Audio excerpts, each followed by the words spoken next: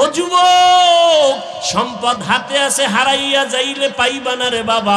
যার মা নাই তাকে জিজ্ঞাসা করো মা কত বড় মহামূল্যবান সম্পদ। যার মা নাই তার দরজা দোয়ার একটা বন্ধ, যার বাবা নাই তার দোয়ার দরজা দুটোটাই বন্ধ। ঈদের দিন একটা যুবক ছেলে কবরের কিনারায় নামাজের পরে দাঁড়ায় দাঁড়ায় কান্না করে।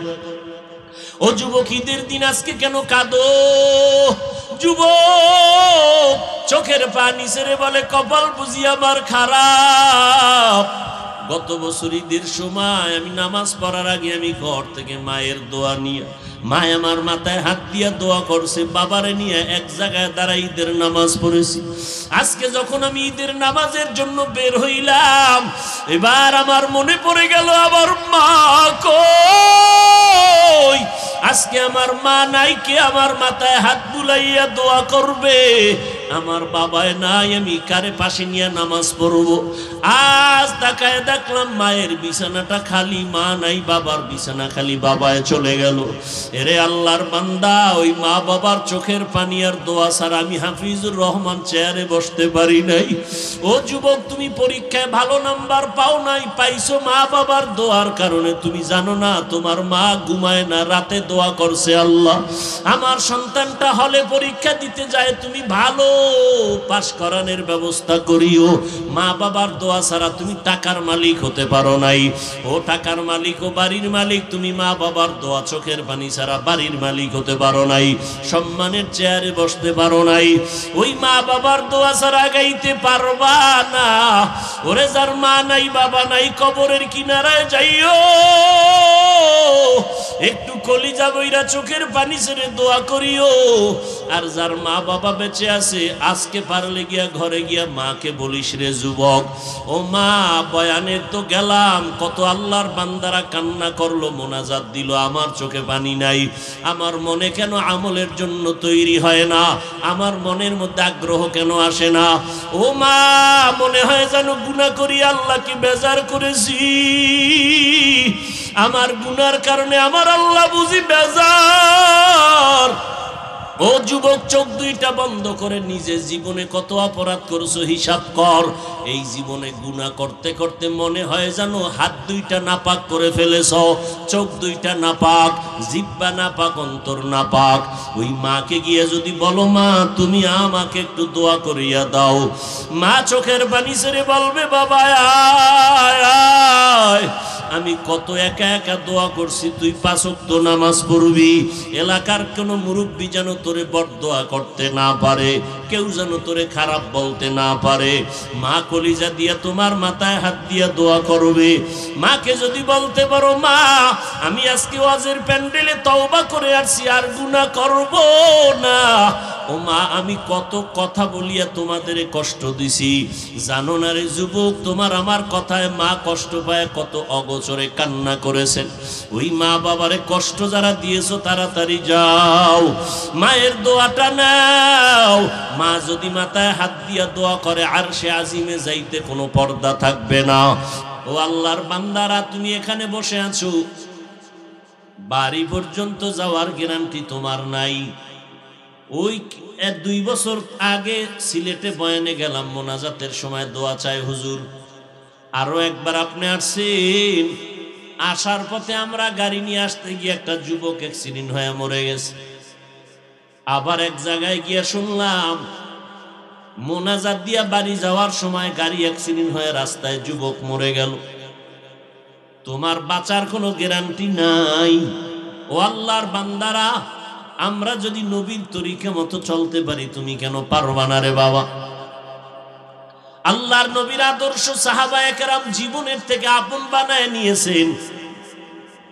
আল্লাহর নবী একদিন বলে, ওমর আপনি আমারে কেমন ভালোবাসেন?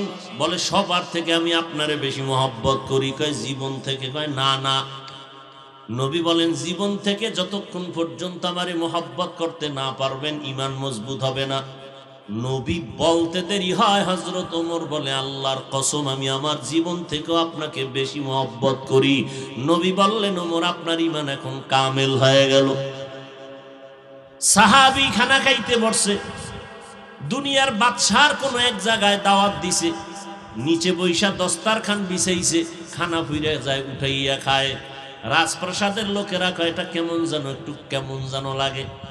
সাহাবী হুযায়ফা রাদিয়াল্লাহু আনহু চিৎকার দিয়া বলে, আতরুকু সুন্নাত হাবিবি লিহাউলাইল হুমাকা, আমি কি আমার হাবিব মুহাম্মদের মোহাব্বতের সুন্নত এই সমস্ত মূর্খদের কারণে আমি তরক করব? হতেই পারে না। দস্তারখান বিছাইয়া খাবো সুন্নত, খানা উঠাইয়া খাবো এটা সুন্নত। দুনিয়া সব একদিকে যেতে পারে, সুন্নতের বিরুদ্ধে আমি চলতে পারি না। কোথায় নবীর আদর্শ, কই সুন্নতের আমল? আল্লাহর নবীর আদর্শ গ্রহণ করে সাহাবায়ে কেরাম এত দামি হয়ে গেলেন। ওরে নবীর উম্মতের দল, আল্লাহ পাক রব্বুল আলামিন নবীর মাধ্যমে যে প্রেসক্রিপশন আমাদের দিয়ে গেলেন, কিয়ামত পর্যন্ত এই প্রেসক্রিপশন ফলো করে চলবা, জান্নাত রেডি। নবী বলেন, আমি চ্যালেঞ্জ দিয়ে গেলাম, দুইটা জিনিস তোমরা ধরে রাখবা, কোনোদিন বিপদে পড়বা না, সম্মান নষ্ট হবে না। এক নম্বরে কোরআন, দুই নম্বরে নবীর সুন্নাত। আমি আল্লাহর কসম করে বলি, বর্তমান দুনিয়াতে যাদের কাছে নবীর সুন্নাত আর কোরআন যত পার্সেন্ট আছে তত পার্সেন্ট তারা শান্তিতে আছে। এই যে মহামারী করোনা গেল, স্কুল বন্ধ, কলেজ বন্ধ, ব্যবসা বন্ধ, চাকরি বন্ধ, কিন্তু বাঙালি মুসলমান একটু জিহ্বা নাড়ায় বলো যদি খেয়াল থাকে, এই সোনার বাংলা আলহামদুলিল্লাহ কোরআনের কোনো মাদ্রাসা বন্ধ হয় নাই। কোন হুজুর না খাইয়া করোনার কারণে ভিক্ষা করছে? হ্যাঁ, আল্লাহ কি সম্মান দিছেন। চারদিকে দুশ্মনের পরও কোরআনওয়ালা রসুলের আশেকদের সম্মান মোটেও কম নাই। ও যুবক আল্লাহর গোলাম, ও বৃদ্ধ বাবাজি, ও পর্দার আড়ালের আম্মা জানেরা, দুনিয়াটা কিছুই না রে মা। আল্লাহর নবী বলেন, এই দুনিয়ার সম্মান আর মর্যাদা যদি আল্লাহর কাছে একটা মশার ডানা বরাবর হইতো, এক ঢোক পানিও বেঈমানকে পান করতে দিতেন না। এ দুনিয়ার কোনো দাম নাই। যত বাড়িওয়ালা বাড়ি ছেড়ে চলে গেল, আর কেউ খবর নিল না। ও আল্লাহর বান্দার যুবকেরা, আমরা যারা নবীর তরিকা মতো চলি, ও মুসলমান, আজকে কই আমাদের খানা বন্ধ হয় নাই, ঘুম বন্ধ হয় নাই। অনেকে মনে মনে ভাবে নবীর তরিকা মানলে বুঝি স্বাধীনতা চলে যাবে। না রে বাবা, আমরা এই কথা বলি না। নবীও বলেন না যে নবীর তরিকা মানতে গিয়ে ব্যবসা ছাড়ো, চাকরি ছাড়ো, লেখাপড়া ছাড়ো, একবারও নবী বলেন নাই। বরং নবী নিজে ব্যবসা করেছেন, আবু বকর ব্যবসা করেছেন, ওমর ওসমান আলী ব্যবসা করেছেন, আবু হানিফা ব্যবসা করেছেন। ও ব্যবসায়ী ভাই, ব্যবসা করো, বাধা নাই। চাকরিজীবী, চাকরি করো, বাধা নাই। লেখাপড়া করো, স্কুল কলেজে পড়ো, কোনো বাধা নাই। ডাক্তারি পড়ো, ইঞ্জিনিয়ারিং পড়ো। আমি দোয়া করে যাই, আল্লাহ তোমারে ডাক্তার বানাক। তুমি ডাক্তার হও, ইঞ্জিনিয়ার হও, তবে অনুরোধ বেয়াদব হইবা না। তোমার ব্যবহারে যেন কোনো আলেম কষ্ট না পায়, তোমার আচরণে যেন কোনো এলাকার মুরব্বী কষ্ট না পায়, তোমার ব্যবহারে যেন তোমার মা বাবা কষ্ট না পায়, তোমার ব্যবহারে যেন বন্ধু বান্ধবরা কষ্ট না পায়। ডাক্তার যদি হইতেই চাও, আদর্শবান ডাক্তার হইও। ইঞ্জিনিয়ার যদি হতেই চাও, আদর্শবান ইঞ্জিনিয়ার হইও। আর এই ক্ষেত্রে মা বোনদেরকে বলে যাব, পর্দার আড়ালের আম্মা যান, সন্তান ভালো হওয়া খারাপ হওয়ার ক্ষেত্রে মায়ের অবদান বেশি। কারণ সন্তান বাবার তুলনায় মায়ের কাছে সময় কাটায় বেশি, মাকে ফলো করে চলে বেশি। এই জন্য বিশ্ববরেণ্য দার্শনিক বুজুর্গ আল্লাহর ওলি ইমাম গজালি রহমাতুল্লাহ আলাইহি বলেন, দুনিয়াতে প্রত্যেকটা সন্তানের প্রাথমিক শিক্ষিকাই হলো তার মা। মা সন্তানকে যা শিখাবে তাই শিখবে। এই জন্য নবী ও হাদিসে বলেন, আর দুনিয়া কুল্লুহা মাতা, অখায়রু মাতা'আদ দুনিয়া লিমরাতুস সালিহা। দুনিয়াতে সব সম্পদ, আর এর মধ্যে দামি সম্পদ হলো নেককারিনী মহিলারা। এরে পর্দার আড়ালের আম্মা জান, আপনাদের এত মর্যাদা আল্লাহ দিয়েছেন,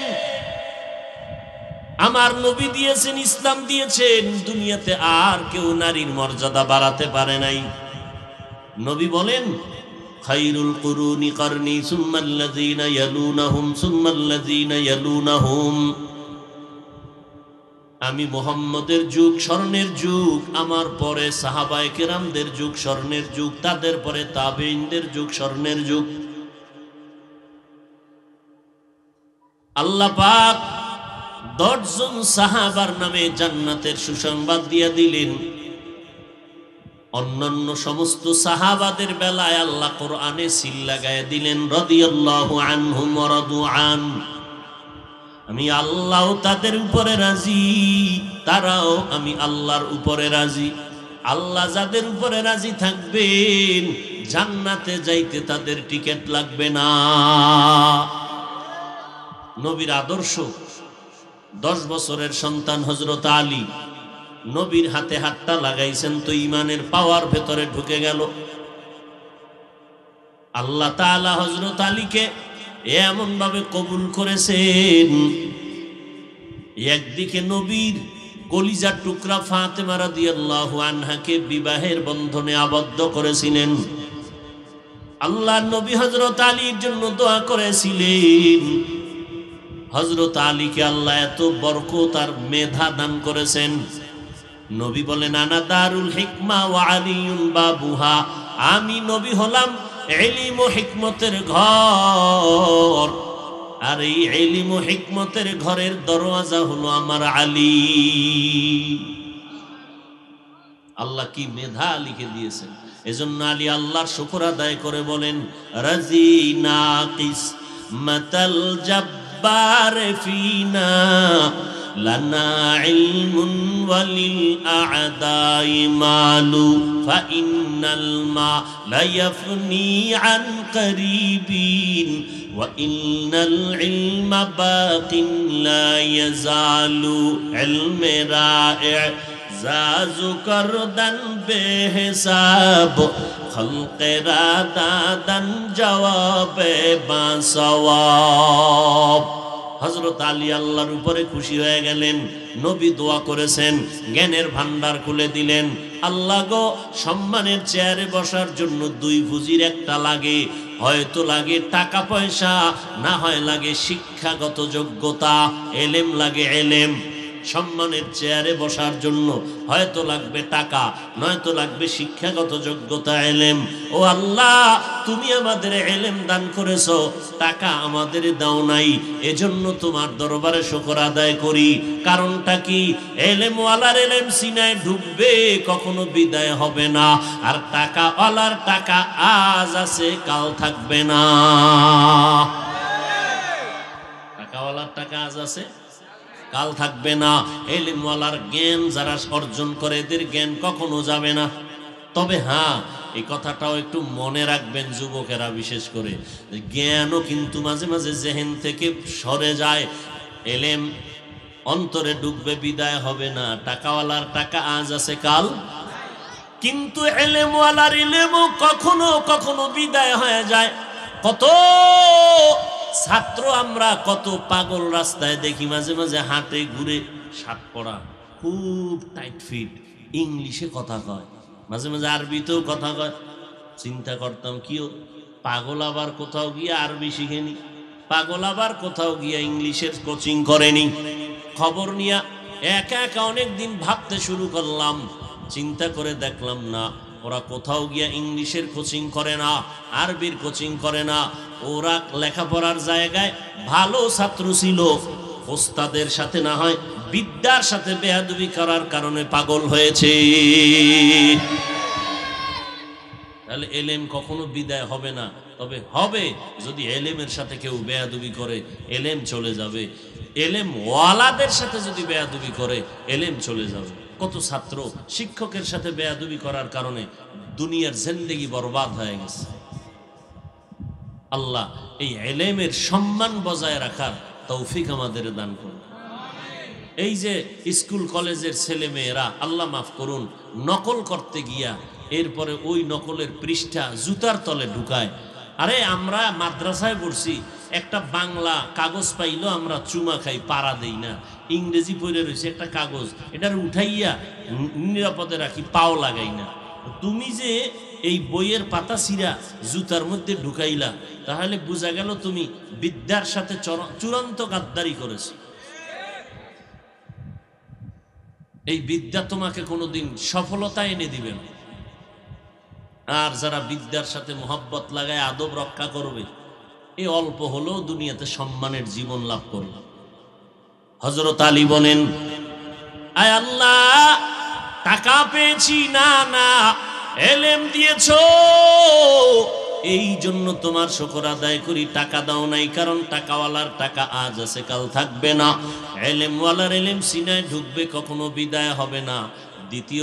দ্বিতীয় পার্থক্য হলো, টাকাওয়ালার যত টাকা বাড়ে তত দুশ্মন বেড়ে যায়, আর এলেমওয়ালার যত ইলম বাড়ে তত বন্ধু বেড়ে যায়। এলেমওয়ালার যত এলেম বাড়ে তত বন্ধু বাড়ে, ভক্ত বাড়ে, মোহব্বতের আপন বাড়ে, আর টাকাওয়ালার যত টাকা বাড়ে তত দুশ্মন বাড়ে, এমনকি সন্তান জানের দুশ্মন হয়ে যায়, স্ত্রী দুশ্মন হয়ে যায় টাকার জন্য। কি ঘটনা প্রমাণের জন্য আমেরিকা যাওয়া লাগবে? সোনার বাংলায় কি না প্রমাণ দেখেন নাই? সব দেখা গেল। হ্যাঁ, আল্লাহ হেদায়াত দান করুন। ভাইরা আমার, হযরত আলী বলেন, আমি ইলম পেয়ে খুশি, টাকা পেয়ে খুশি না। তার আরেক কারণ হলো, টাকাওয়ালার বয়স যত বাড়ে তত সবার ঘৃণা বাড়ে, ইলমওয়ালার যত বয়স বাড়ে সবার ভক্তি আর মোহব্বত বাড়ে। টাকাওয়ালা বুড়ো হয়ে গেলে ছেলেও কয় হসপিটালে আর কতবার নিব, ইমাম সাহেব একটা জালালি খতম লাগাও, তাড়াতাড়ি যেন বাপ মরে যায়। কি বানায় কইছি? হ্যাঁ, বাবার এই এত প্যারা সহ্য করা যায় না, অসুস্থতা বারবার, ঔষধের টাকা দিতে মনে চায় না, বাবার কারণে মন মতো চলতে পারি না, বাবার টাকা দিয়ে আমি মনের মতো চলবো। এর জ্বলন্ত প্রমাণ, ঢাকার শহরে রাজধানীতে বাড্ডা থানা, ওই থানায় এক বাবা কোটি কোটি টাকার মালিক মরে গেল, দুইটা আজদাহা বড় বড় সন্তান রেখে গেল। ওই দুই সন্তান বাবার লাশটা সামনে ফালাইয়া 24টা ঘন্টা হয়ে গেল, সন্তান দাফনের চিন্তা করে নাই। দুই ভাই ঝগড়া করে টাকা পয়সা ভাগ বটোয়ারা কেমনে করবে, বাবার লাশটা দাফন করার সময় হয় নাই। ফেসবুক শরীফের গোলামেরা দেখছো না সব? আল্লাহ হেদায়াত দান করুন।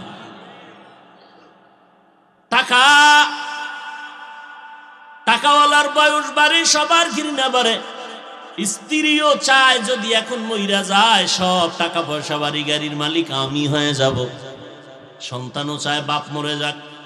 কিন্তু এলেমওয়ালার যখন বয়স বাড়ে, হাটহাজারীর হুজুর আহমদ শফি রহমাতুল্লাহ আলাইহি যত বৃদ্ধ হয়েছেন, সম্মান বেড়েছে, হেলিকপ্টারে উঠতে পারে না, এরপরও তিনি বলেছেন আমার কাছে রিকশার মতো হেলিকপ্টার হয়েছে, 3-4 জনে ধইরা উঠায়, মানুষ টাকা দিয়াও লাইনে দাঁড়াইয়াও তার সিরিয়াল পায় না। এলেমওয়ালার যত বয়স বাড়ে সবার মোহব্বত বাড়ে।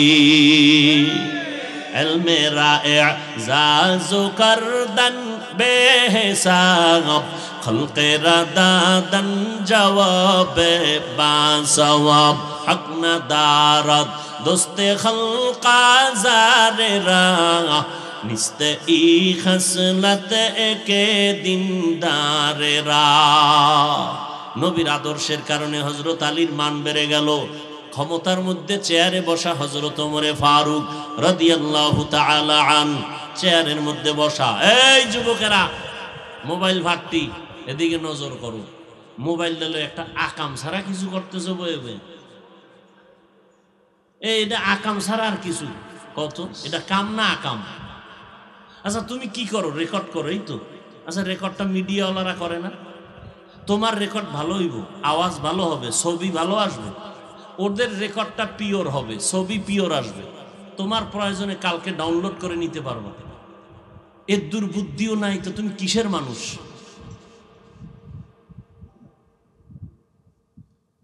আর সরকারি কোনো জরুরত ছাড়া আর শরীয়তের ওজর ছাড়া ছবি তোলা হারাম, হারাম, হারাম।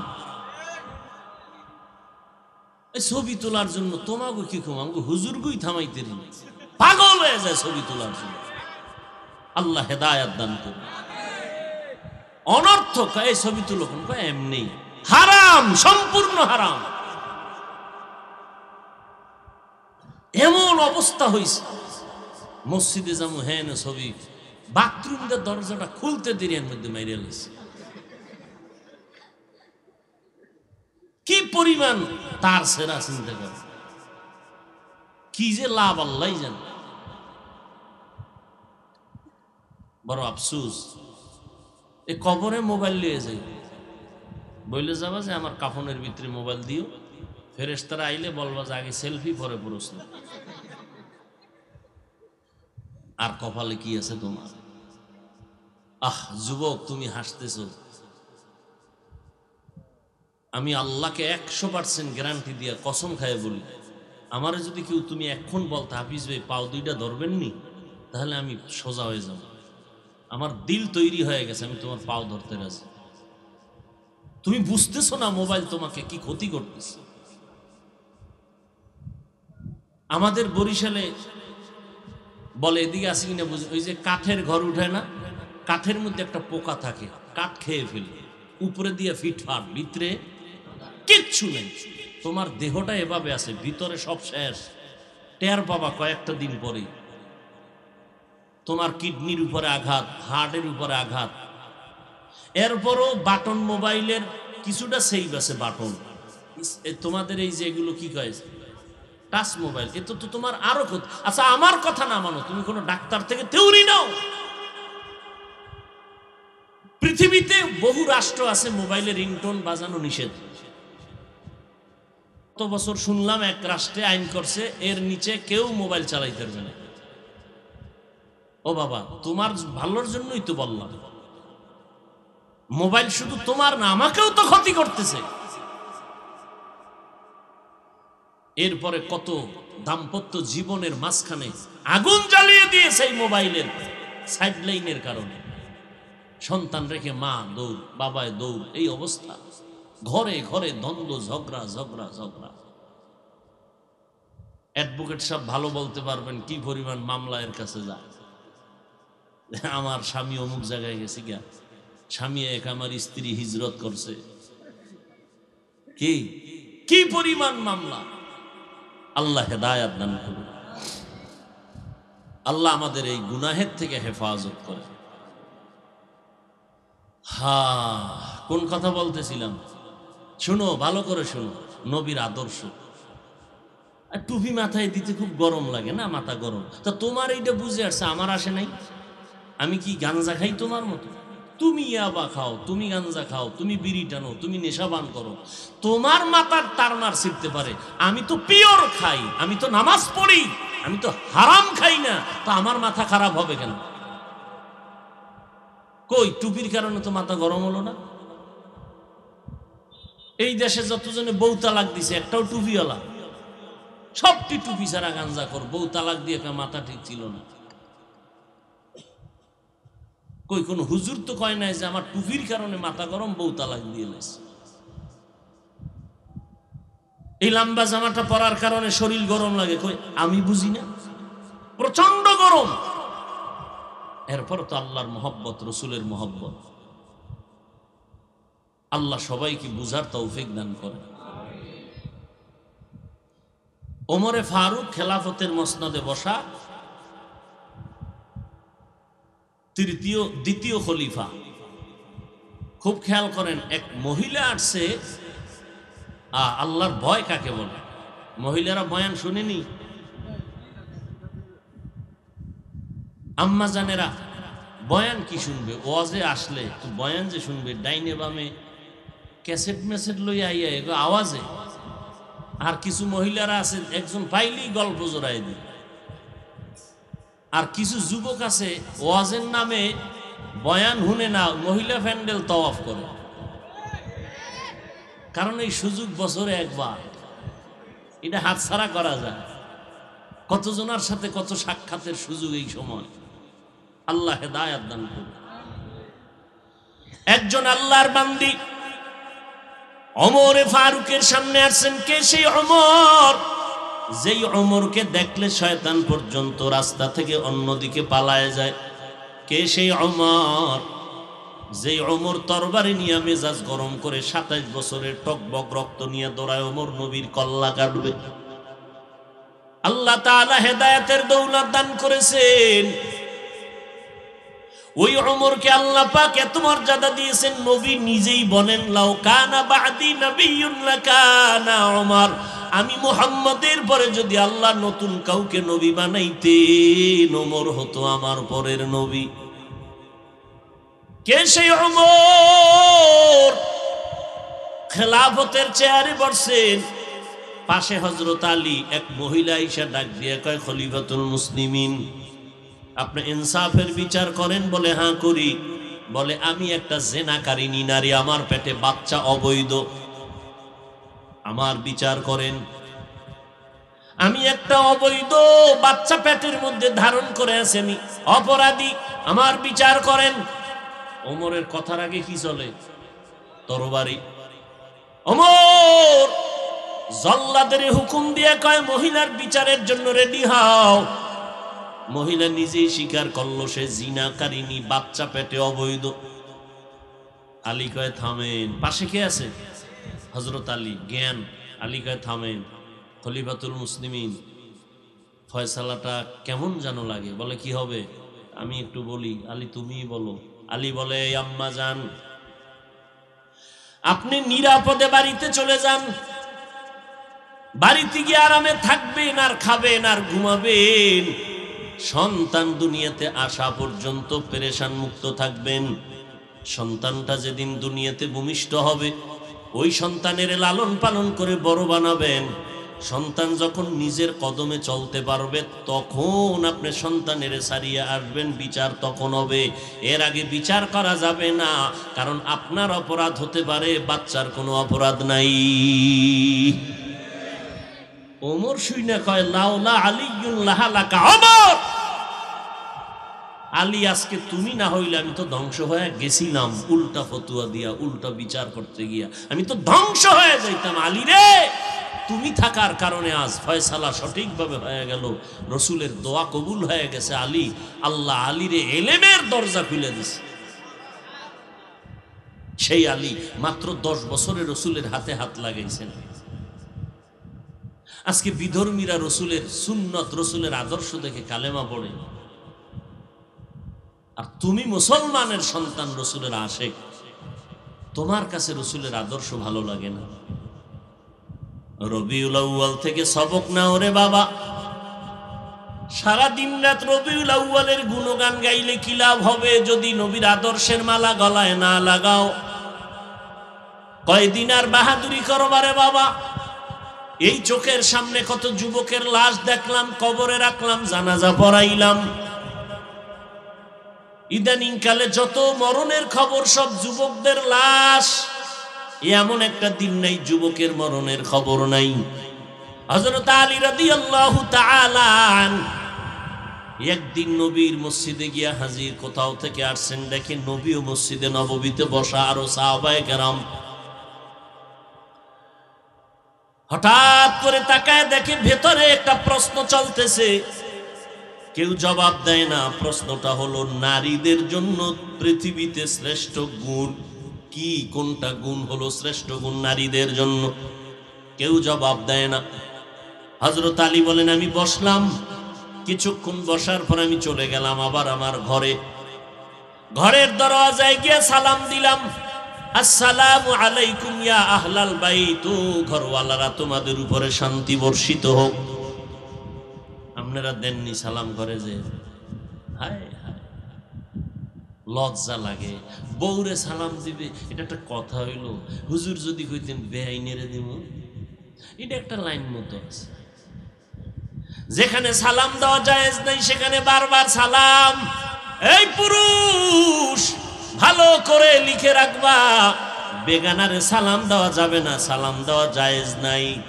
যারে বিয়ে করতে পারবা বিয়ের আগে তারে সালাম দেওয়া নিষেধ। বেগানা নারী বেগানা পুরুষের সালাম দিতে পারবে না, বেগানা পুরুষ বেগানা নারীকে সালাম দিতে পারবে না, কারণ এই সালামের কেন্দ্র করিয়া কালাম হবে। কালাম, আবুল কালাম। ভাইরা আমার, হযরত আলী ঘরের দরজায় গিয়ে সালাম দিয়েছেন, এটা কোরআনের আইন। ঘরে ঢুকতে গেলে কেউ নাই অথবা আছে, আগে সালাম দিয়ে অনুমতি নাও। ঘরের মধ্যে স্ত্রী আছে, অনুমতি নাও, সালাম দাও, আগে সালাম। ঘরের মধ্যে শুধু স্ত্রী না, ফেরেশতা আছে, সালাম দাও। সালাম দাও রাসূলের সুন্নত, জোরে সালাম দাও, সালাম দিয়ে অনুমতি নাও। তোমার ঘরের মধ্যে যারা, তারা যেন পরিপাটি হইয়া তোমার সামনে আসতে পারে। হযরত আলী সালাম দিলেন। নবীজির কলিজার টুকরা ফাতেমা রাদিয়াল্লাহু আনহা দরজাটা খুলে দিলেন, সালামের জবাব দিলেন, ওয়া আলাইকুমুস সালাম ওয়া রাহমাতুল্লাহি ওয়া বারাকাতুহু। সালাম দিবে কি, সালাম জানেই না, সালাম দেয় সালামালাইকুম। আর এক সোরার ঘরের সোরায় কয় শুদ্ধ কিরা সালাম দেওয়া বলে জঙ্গিদের আলামত। সালাম দেয় সালামালাইকুম, মানে তোমার উপরে খোদার গজব। হে আবার ঘুরে একা ওয়ালাইকুম, তোর উপরে আগে। বিএ পাশ করলার যুবক, আইএ পাশ করলা, মেট্রিক পাশ করলা, আসসালামু আলাইকুম শব্দটা শিখলা না, তুমি মুসলমান। দুনিয়ার সব শিখলা, সব শিখলা, সব শিখলা, আসসালামু আলাইকুম ওয়া রাহমাতুল্লাহ এতটুকু শুদ্ধ করে শিখলা না, সব শিখলা।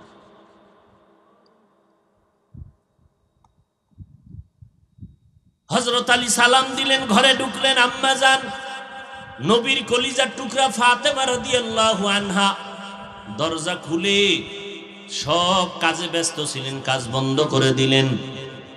এই আম্মা জানেরা শুনেন ভালো করে, ফাতেমা রাদিয়াল্লাহু আনহা কাজে ব্যস্ত ছিলেন। এবার স্বামী ঘরে আসছেন, কাজ বন্ধ।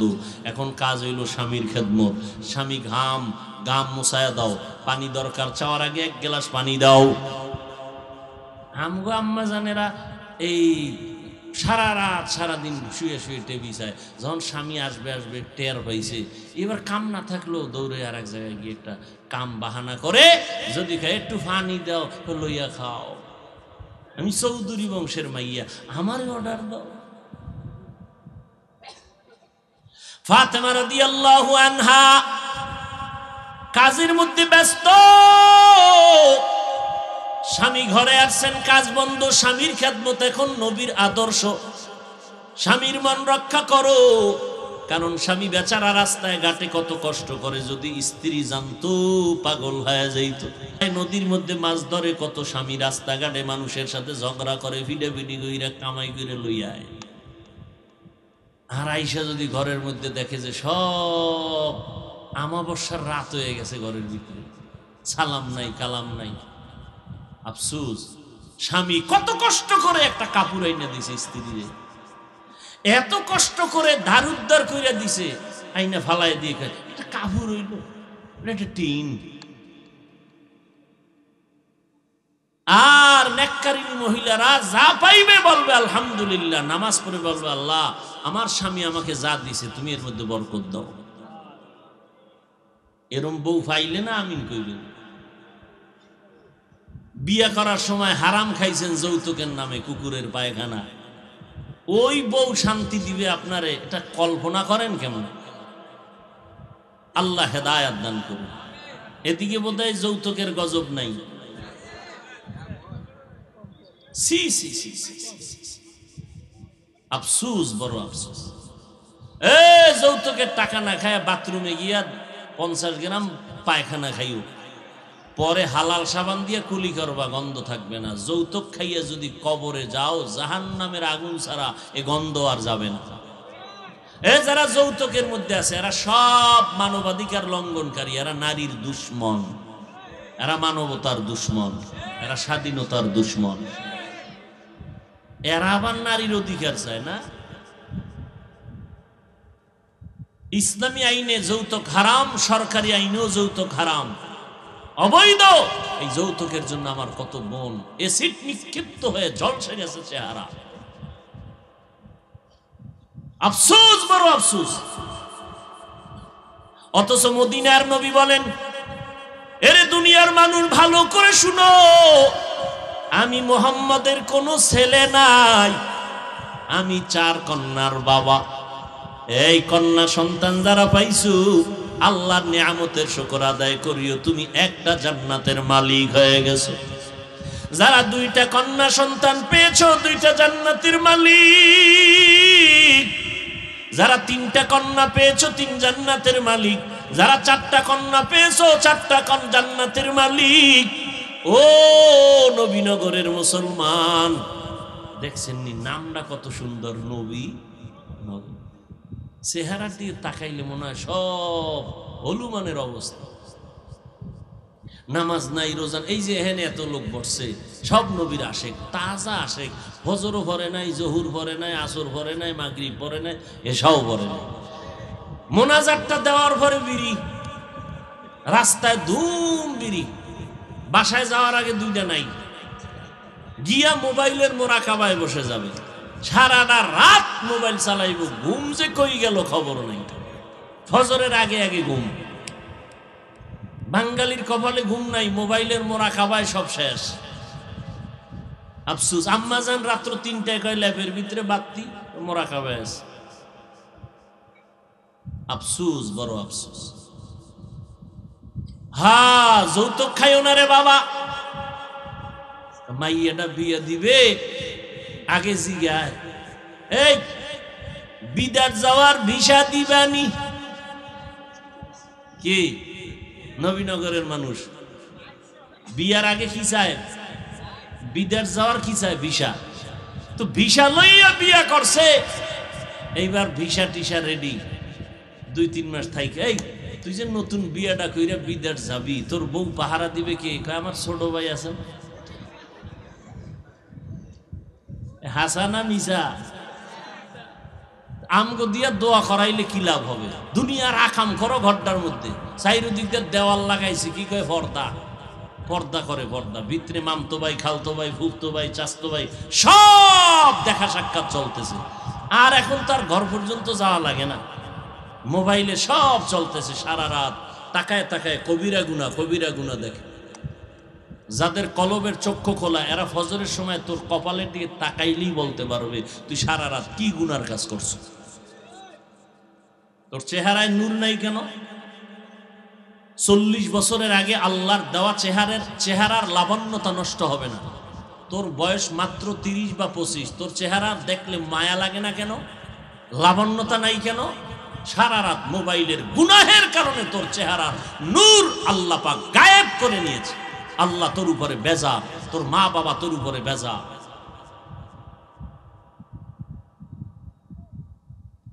কয়টা মাইয়ার চরিত্রের উপরে আক্রমণ করছো মোবাইলের দ্বারা। আল্লাহ হেদায়েতের দৌলত দান করুন। লাভ কি? কোনো লাভ নাই, জীবন ধ্বংস। এরে পর্দার আড়ালের আম্মা জানেরা, আমার নবী গর্ব করেছেন আমি 4 কন্যার বাবা। তোমরা কন্যা সন্তান হলে আল্লাহর নিয়ামতের শুকর আদায় করবা।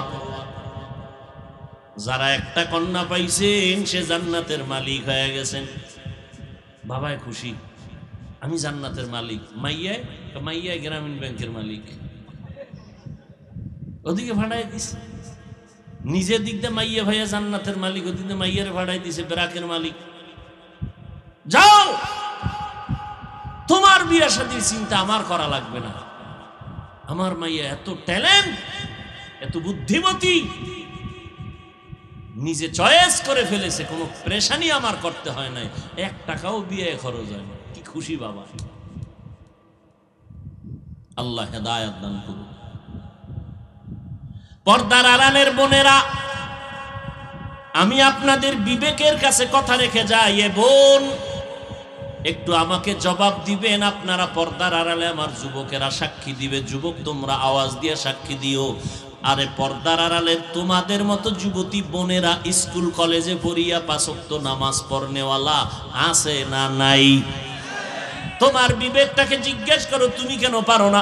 এরে আমার পর্দার আড়ালের বোনেরা, ও পর্দার আড়ালের মায়েরা, আপনাদের মতো কত মা কত বোন এখনো আছে স্বামীর খেদমত করে, বোনেরা পর্দা করে, লেখাপড়া করে, কারোর সাথে বাজে আলাপ করে না, মোবাইলেও নষ্টামি করে না, মোবাইলেও সময় অযথা কাটায় না। এই রকম বোন সমাজে অভাব নাই। ও বোন, একটু চিন্তা করো, তুমি আর একটা যুবকের চরিত্র যদি নষ্ট করো, তোমার ভাইয়ের চরিত্র যদি আর একটা মেয়ে নষ্ট করে, তোমার কাছে কেমন লাগতো? চিন্তা যদি করতা, তুমি অন্য যুবকের চরিত্র নষ্ট করতে পারতা না। ও বোন, তোমার ভাইয়ের চরিত্রের উপরে কেউ যদি কলঙ্কের দাগ বসায় কোনো মেয়ে, তুমি তা মেনে নিতে যেমন পারো না, তুমি আর একটা ছেলের চরিত্র ধ্বংস করবে, এটা তার বোনেরা কেমনে মেনে নিবে? এরে পর্দার আড়ালের আম্মা জানেরা, আপনাদের মতো কত মা নামাজ পড়ে, পর্দা করে, স্বামীর মাল হেফাজত করে, অভাব নাই। ও যুবক, তোমার মতো কত যুবক চাকরি করে, ব্যবসা করে, 5 ওয়াক্ত নামাজ পড়ে, অভাব নাই। ও বৃদ্ধ বাবাজি, আপনাদের মতো বুড়া মানুষ 5 বেলার নামাজ পড়নেওয়ালা আছে না নাই? আপনার সমস্যা কোথায়? আসলে আল্লাহর ভয় নাই, নবীর আদর্শের মোহাব্বত নাই। অথচ নবীর হাতে সুসংবাদ পাইলেন সাহাবায়ে কেরাম, এত সুনাম এতক্ষণ শুনাইলাম যাদের নাম নিয়া, আবু বকর, ওমর, ওসমান, আলী, তাদের জীবনী পড়িয়া দেখবেন, 4 খলিফার জীবনী। কান্না কান্না কান্না। আবু বকর নামাজে দাঁড়াইয়া কান্না করেন। নবী বলেন, কেন কাঁদেন? আবু বকর বলে, হাসরের ময়দানে কি জবাব আল্লাহর কাছে দিব, এই জন্য কান্না করি। ওমরে ফারুক ঈদের দিন দরজায় তালা লাগায় কান্না করেন। আবু হুরায়রা রাদিয়াল্লাহু আনহু বলেন, খলিফাতুল মুসলিমিন, আপনি কেন কান্না করতেছেন দরজায় তালা লাগাইয়া রমজানের ঈদের দিন, আনন্দ বাদ দিয়া? ওমর বলে, আনন্দ তো ওই ব্যক্তি করবে যার মধ্যে কোনো পেরেশানি নাই। আমার পেরেশানি হলো রমজানে রোজা রাখলাম, কবুল হইল কিনা চিন্তা, তারাবির নামাজ পড়লাম, কবুল হলো কিনা চিন্তা, জাহান্নাম থেকে নিজেরে মুক্তি করাইতে পারলাম কিনা চিন্তা। আবু হুরায়রা বলেন, জান্নাতের টিকিট তো 10 জনের নামে আছে, দ্বিতীয়ত আপনি আছেন, এত টেনশন কেন? ওমর কান্দেন আর বলেন, আবু হুরায়রা ভাই, আল্লাহ যদি আবার টিকিটটা ক্যান্সেল করে দেয়, বলো তখন আমার উপায় কি হবে?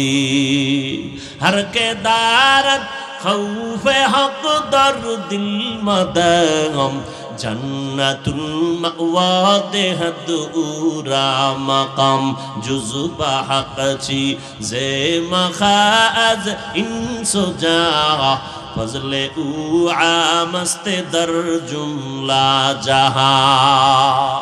নিজেরে আল্লাহ বিবেক দিছে, একটা গরুরে আল্লাহ পাক ভালো মন্দ বুঝার বিবেক দেয় নাই, পশুকে আল্লাহ দেয় নাই। আল্লাহ ফেরেশতাকে এত ভালোবাসেন না যেই ভালোবাসা আল্লাহ তোমারে আমারে দিছেন। ফেরেশতাকে এত পরিমাণ ভালোবাসেন না, জিনেরও বাসেন না। আল্লাহ তোমারে আমারে আকল দিছেন, গরুটারে আল্লাহ আকল দেয় নাই, না দেখিয়া বিশ্বাস করবে। গরুটারে যদি তুমি বয়ান করো, ওয়াজ করো, এই গরু 3 দিনের জন্য শ্বশুর বাড়ি বেড়াইতে যাই, আমার বাড়িটা পাহারা দিবি, খানার প্রয়োজন হলে বাড়ির পিছনে ঘাস আছে, পানি আছে, গিয়া খাবি। বাথরুমের প্রয়োজন হলে টাইলস করা বাথরুম আছে, ওখানে গিয়া পায়খানা করবি। গরুডারে যদি তুমি আধা ঘন্টা বয়ান দাও, আর ওর যদি পায়খানার ব্যাগ হইয়াই যায়, ও বাথরুম খুঁজবে না মালিকের মাথায় পড়ে, সেদিকেও তাকানোর সুযোগ নাই, ছেড়ে দিবে। কথা ঠিক নেই? গরুটার মধ্যে বুঝ আল্লাহ দান করেন নাই, কিন্তু আল্লাহ মানুষকে দান করেছেন। এরপরও দেখছো নি গরুটার মধ্যে আকল না থাকলে কি হবে? 2 গরু দেখবা ধান খাইতেছে, হঠাৎ মালিক এই একটার পাশায় যখন বিসমিল্লাহ কয়ে মারছে না, আর একটা দৌড়। কিরে তুই দৌড়াস কেন? ওর ঘরের সিরিয়ালে তো আমি। এরে যুবক, ভালো করে বুঝো, এই সোনার বাংলায় তো দেখা গেল কত কবরের মধ্যে আগুন, আবার কত কবরের লাশ, সাদা কাফন, 30 বছর পরে দেখা যায় কাফন সহ ভালো একটা দাগও পড়ে নাই। যত কবরের লাশ তাজা পাওয়া গেল সব নামাজিদের লাশ, আর যত কবরে আযাব দেখা গেল সব হলো বেনামাজিদের লাশ। ও যুবক ভাই, মনের একটু প্রশ্ন করো, আমার মতো যুবক জীবনে মাদ্রাসায় পড়ে নাই, স্কুল কলেজে পড়িয়া জেনারেল লাইনে থাকিয়া যদি নামাজ পড়তে পারে, আমি কেন পারি না? কৃষিকাজ করিয়া যদি নামাজ পড়ে, আমি কেন পারি না? নদীর মধ্যে মাছ ধরতে গিয়া যদি নৌকায় বইয়া নামাজ পড়ে, আমি কেন পারবো না? আসলে আল্লাহ বুঝি আমার উপরে বেজার, আমার মরণের চিন্তা নাই, আমার কপাল বুঝি খারাপ হয়ে গেল। এখনো সময় আছে, তওবা করে নাও, মা বাবার থেকে দোয়া নাও, দোয়া ছাড়া পারবা না। ও যুবক, সম্পদ হাতে আছে, হারাইয়া যাইলে পাইবা না রে বাবা। যার মা নাই তাকে জিজ্ঞাসা করো, মা কত বড় মহামূল্যবান সম্পদ। যার মা নাই তার দরজা দোয়ার একটা বন্ধ, যার বাবা নাই তার দোয়ার দরজা দুটোটাই বন্ধ। ঈদের দিন একটা যুবক ছেলে কবরের কিনারায় নামাজের পরে দাঁড়ায় দাঁড়ায় কান্না করে। ও যুবক, ঈদের দিন আজকে কেন কাঁদো? যুবক চোখের পানি ছেড়ে বলে, কপাল বুঝি আমার খারাপ, গত বছর ঈদের সময় আমি নামাজ পড়ার আগে আমি ঘর থেকে মায়ের দোয়া নিয়ে, মা আমার মাথায় হাত দিয়া দোয়া করছে, বাবারে নিয়ে এক জায়গায় দাঁড়াই ঈদের নামাজ পড়েছি। আজকে যখন আমি ঈদের নামাজের জন্য বের হইলাম, এবার আমার মনে পড়ে গেল আমার মা কই। আজকে আমার মা নাই, কে আমার মাথায় হাত বুলাইয়া দোয়া করবে? আমার বাবায় নাই, আমি কারে পাশে নিয়ে নামাজ পড়বো? আজ তাকায় দেখলাম মায়ের বিছানাটা খালি, মা নাই, বাবার বিছানা খালি, বাবায় চলে গেল। এরে আল্লাহর বান্দা, ওই মা বাবার চোখের পানি আর দোয়া ছাড়া আমি হাফিজুর রহমান চেয়ারে বসতে পারি নাই। ও যুবক, তুমি পরীক্ষায় ভালো নাম্বার পাও নাই, পাইছো মা বাবার দোয়ার কারণে। তুমি জানো না তোমার মা ঘুমায় না, রাতে দোয়া করছে, আল্লাহ আমার সন্তানটা হলে পরীক্ষা দিতে যায়, তুমি ভালো পাশ করানোর ব্যবস্থা করিও। মা বাবার দোয়া ছাড়া তুমি টাকার মালিক হতে পারো নাই। ও টাকার মালিক ও বাড়ির মালিক, তুমি মা বাবার দোয়া চোখের পানি ছাড়া বাড়ির মালিক হতে পারো নাই, সম্মানের চেয়ারে বসতে পারো নাই, ওই মা বাবার দোয়া ছাড়া গাইতে পারবা না। ওরে যার মা নাই বাবা নাই, কবরের কিনারায় যাইও, একটু কলিজা বইরা চোখের পানি ছেড়ে দোয়া করিও। আর যার মা বাবা বেঁচে আছে, আজকে পারলে গিয়া ঘরে গিয়া মাকে বলিস, রে যুবক, ও মা বয়ানে তো গেলাম, কত আল্লাহর বান্দারা কান্না করলো, মোনাজাত দিল, আমার চোখে পানি নাই। আমার মনে কেন আমলের জন্য তৈরি হয় না? আমার মনের মধ্যে আগ্রহ কেন আসে না? ও মা, মনে হয় যেন গুনাহ করি আল্লাহকে বেজার করেছি, আমার গুনার কারণে আমার আল্লাহ বুঝি বেজার। ও যুবক, চোখ দুইটা বন্ধ করে নিজের জীবনে কত অপরাধ করছো হিসাব কর।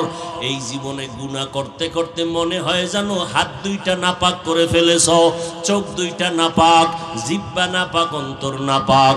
ওই মাকে গিয়ে যদি বলো, মা তুমি আমাকে একটু দোয়া করিয়া দাও, মা চোখের পানি ছেড়ে বলবে, বাবা আয় আয়, আমি কত একা একা দোয়া করছি, তুই 5 ওয়াক্ত নামাজ পড়বি। এলাকার কোনো মুরব্বী যেন তোরে বরদোয়া করতে না পারে, কেউ যেন তোরে খারাপ বলতে না পারে। মা কলিজা দিয়া তোমার মাথায় হাত দিয়া দোয়া করবে। মাকে যদি বলতে পারো, মা আমি আজকে ওয়াজের প্যান্ডেলে তওবা করে আসছি, আর গুনাহ করব না। ও মা, আমি কত কথা বলিয়া তোমাদের কষ্ট দিছি, জানো না রে যুবক? তোমার আমার কথায় মা কষ্ট পায়, কত অগোচরে কান্না করেছেন।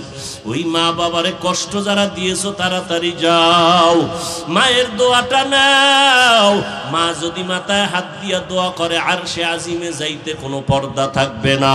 ওই মায়ের দোয়া নিয়ে রেডি হয়ে যাও, মরিয়া গেলে যাবা, হায়াতের মালিক আল্লাহ, সম্মানের মালিক আল্লাহ, মৌতের মালিক আল্লাহ। ওই আল্লাহর উপরে ভরসা করিয়া মন থেকে তৈরি হয়ে যাও। জীবনে শখ লাগায় গুনাহ তো কম করো নাই, মনে চাইছে গুনাহ করবি, দৌড়াইয়া গুনার বাজারে গেছো, মায়ের টাকা নিয়ে গেছো, বাবার থেকে টাকা নিয়ে গেছো, এখন ফিরিয়া যাও রে যুবক। মনে মনে আল্লাহকে ডাকো আর বলো, আল্লাহ এই ময়দানে আমার মতো গুনাহগার কেউ নাই, আজকে আমি তওবার নিয়ত করে ফেললাম, আর নামাজ ছাড়বো না, আর দাড়ি কাটবো না, বেপরদায় চলবো না, মা বাবারে কষ্ট দিব না, ওলামায়ে কেরামের বিরোধিতা করব না, নবীর সুন্নাত অনুযায়ী জীবন চালাবো।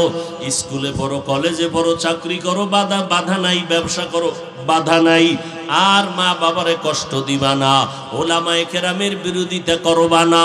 বড় ওলামায়ে কেরাম পাইলে হাতে হাত লাগাইয়া দোয়া নিও, ওলামায়ে কেরাম পাইলে বুক লাগাইও, কারণ নবী আর পাইবা না, আবু বকরের আর পাইবা না রে বুবি,